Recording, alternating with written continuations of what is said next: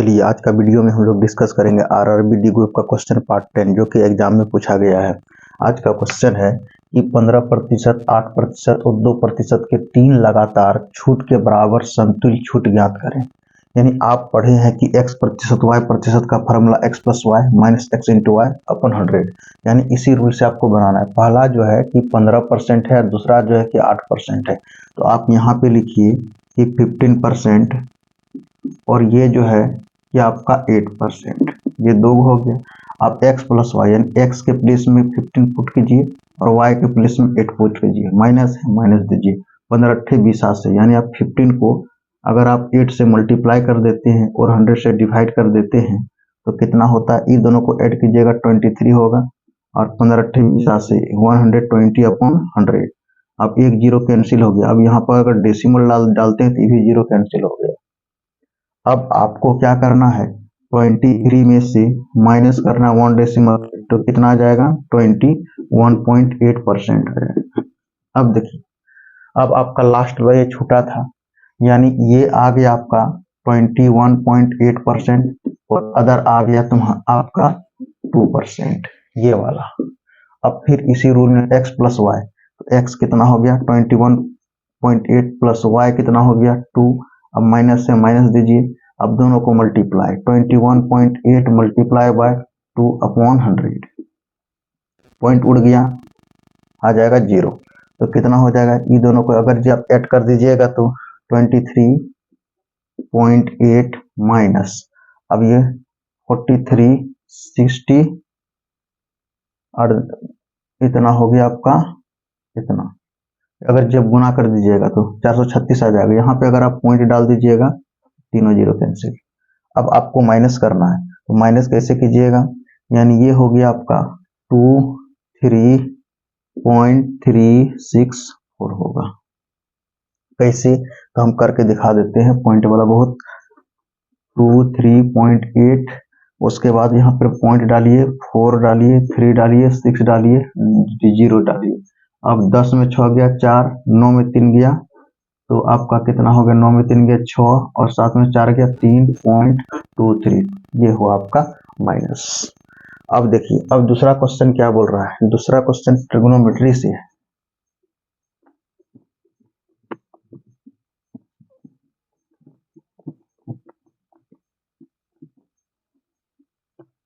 चलिए, ये हो गया आपका आंसर कितना, 23.364, ऑप्शन सी। अब क्वेश्चन नंबर ये, यदि sin θ 3/5 दिया है और थीटा के न्यून कोण तो tan θ का मान ज्ञात करे। एक फार्मूला होता है, ये tan θ निकालने के लिए tan θ = a कितना हो गया आपका, ये हो गया आपका 3, यहाँ पर 3 लिख दीजिए, ये रूट दिया है रूट। अब ये हो गया आपका, ये कितना हुआ, ए और ये आपका बी, तो b स्क्वायर, 5 का स्क्वायर 25 हो गया, माइनस आप ये 3 का स्क्वायर आपका 9 हो गया, तो कितना हो गया 3/25 में 9 16, रूट कितना होगा 16 = 3/4 हो गया। तो 3/4 कोई भी ऑप्शन में है, 3/4 ऑप्शन में है। चलिए आगे अब क्वेश्चन क्या कर रहा है, आगे क्वेश्चन कर रहा है कि ए और बी एक काम को 15 दिन में करता है। ए और बी है, इन लोगों ने 15 दिन में काम समाप्त कर देता है। अब आगे फिर क्वेश्चन क्या बोला, ये तो हो गया ए और बी ने कितना दिन में किया, 15 दिन में। अगर ए अकेले उस काम को 21 दिन में निपटाता, ए जो है कि 21 दिन में काम करता है, ए जो है ये कितना दिन में काम करता है, 21 दिन में काम करता है, कम कर सकता है। तो बी अकेले उसी काम को 2/3 हिस्सा कितने दिनों में करेंगे। अब देखिए, एक रूल होता है क्या कि 15 को 21 से गुना कीजिए, 15 × 21, उसके बाद आपको क्या करना, 21 में 15 घटा देना है, 6 हो गया।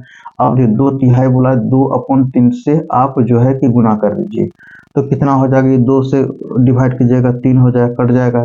अब 3 × 7 = 21 हो गया, ये भी कट गया, 3 × 5 = 15, ये भी कट गया।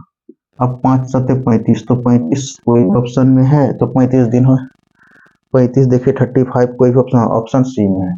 आप कहिएगा कि ये कैसे हुआ, तो चलिए ये हम एक्सप्लेन बताते हैं। जैसे ए प्लस बी 15 दिन में काम समाप्त कर लेता, एक दिन का काम निकालिए तो एक दिन का काम कितना हो गया, ए प्लस बी का एक दिन का काम हो गया 1/15। और ए कितना दिन में समाप्त करता है, ए 21 दिन में समाप्त करता है, एक दिन का काम कितना हो गया, एक दिन का काम हो गया 1/21। अब देखिए कि अगर ए प्लस बी का एक दिन का काम 1/15 भाग है और ए का एक दिन का काम 1/21 भाग है, तो आप तो बी का कितना हो जाएगा 1/15, यानी बी जैसे तैसे हो जाएगा 1/15 में आप माइनस कर दीजिएगा 1/21। अब इसको एलसीएम लीजिएगा, इधर से गुना कर दीजिएगा 21, इधर से गुना कीजिएगा -15 और ये दोनों को गुना कीजिएगा 15 × 21। तो देखिए घटाइएगा तो 6 अपॉन कितना हो गया, ये 15 × 21। ये हो रहा है आपका बी का काम। ये बी जो है कि अकेला एक दिन का काम करता है, बी जो है 6 × कितना हो गया 15 × इतना 21। तो आपको जो है कि निकालना पड़ेगा।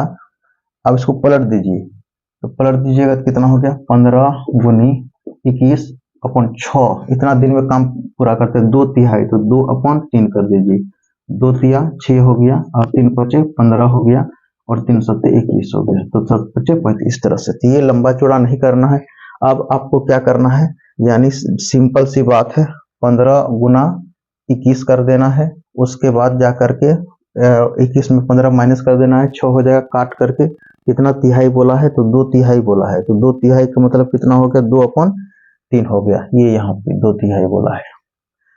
तो अब आगे क्वेश्चन क्या कर रहा है, आगे क्वेश्चन कर रहा है एक दुकानदार 24 किलो चावल 3600 रुपये में खरीदता है, वो 12 किलो चावल 10% नुकसान पर बेच देता है। यानी 12 किलो चावल जो है, ये जो है कि 12 किलो चावल 10% के नुकसान पर बेचता है। यहाँ तक तो बात क्लियर हो गया। उसका फिर क्या बोल रहा है कि 12 किलो चावल जो है कि मुनाफे पे बेचता है, तो कुल कितना प्रतिशत मुनाफा या नुकसान हुआ। तो देखिए 12 किलो चावल जो है कि 10% के मुनाफे पे बेचता है या तो नुकसान पे बेचता है, ये देखिए। उसका फिर जो है कि 12 किलो चावल जो है ये मुनाफे पे बेचता है, तो यहाँ पे क्वांटिटी सेम है, ये क्वांटिटी सेम है, तो उसका मतलब हो गया कि प्लस पर माइनस कट के कितना होगा 0%। यानी ये जो है कि आपको माइंड टेस्ट किया है। अब आगे क्वेश्चन क्या कर रहा है, आगे क्वेश्चन कर रहा है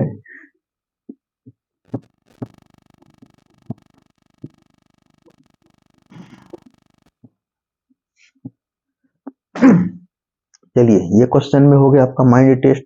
12 किलो मुनाफे पे 12 किलो जाकर के आपको हानि पर बेचा, तो क्या हो गया 0% हो गया। अब आगे क्वेश्चन क्या कहा, एक समचतुर्भुज की विकर्ण 36 सेंटीमीटर है और 48 सेंटीमीटर है। तो 36 सेंटीमीटर और 48 सेंटीमीटर, तो आप भी क्या किए 36 का आधा कितना कीजिए 18 कर दीजिए, ये कट गया। उसके बाद जाकर के इन दोनों को आप गुणा कर दीजिए, तो कितना होगा 8 × 8 64 के 4। देखिए यूनिट डिजिट 4 है किसी में, इसमें यूनिट डिजिट नहीं है, 4 नहीं होगा, नहीं है 4 नहीं होगा, नहीं होगा। यूनिट डिजिट आपको 4 लाना है, सॉरी ये होगी इसमें, ये यूनिट डिजिट 6 है, यूनिट डिजिट 8 है, नहीं होगा। यूनिट डिजिट 2 है, नहीं होगा। यूनिट डिजिट 4 है, यानी आंसर यही होगा। यानी ऐसा क्यों किए, क्योंकि देखिए आप समचतुर्भुज का क्षेत्रफल क्या होता है 1/2 गुना डायगोनल D1 गुना D2 होता है। तो 1/2 जैसे का तैसे लिख दिया, डायगोनल तो दे के रखा हुआ है कितना 36 सेंटीमीटर और 48 सेंटीमीटर, दो ठो है, एक तो 36 और ये हो गया एक 48, ये 2 18 कितना हो गया 36। अभी दोनों गुना कीजिएगा आएगा क्या नहीं। तब आगे क्वेश्चन क्या कर रहा है,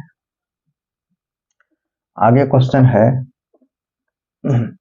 एक त्रिभुज का अर्ध परिमाप 30 सेंटीमीटर है, उसी को दो भुजा 21 सेंटीमीटर 29 सेंटीमीटर उसका क्षेत्रफल ज्ञात करें। एक त्रिभुज है, उसका अर्ध परिमाप दिया हुआ है। अर्ध परिमाप का फॉर्मूला क्या होता है, त्रिभुज का अर्ध परिमाप S = A + B + C/2।